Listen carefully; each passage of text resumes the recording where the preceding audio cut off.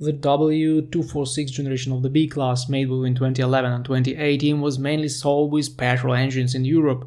Those were the 1.6 and 2-liter engines, but they both belong to one engine model M270, so they are absolutely the same in terms of construction and only differ in cylinder size and power output.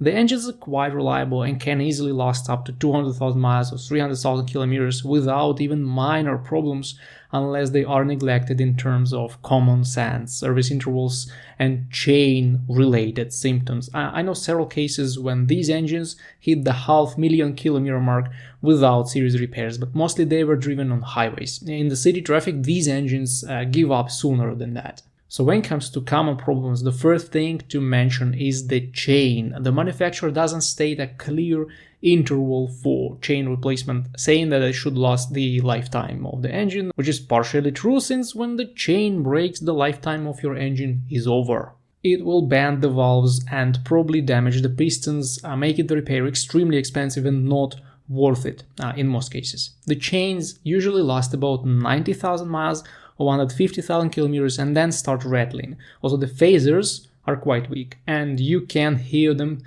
crunching at approximately the same mileage. So chain replacement very often comes with phase replacement, making it pretty expensive. In 2014, Mercedes updated phases, and after that they last longer, but still they may fail early, especially when the chain is stretched. One more quite common issue is that PCV valve getting clogged with the oil in the wintertime. It's especially common for Northern Europe and also Canada with very cold winters. When the PCV is clogged, you may get oil leaks from any gasket since the pressure inside the engine is building up.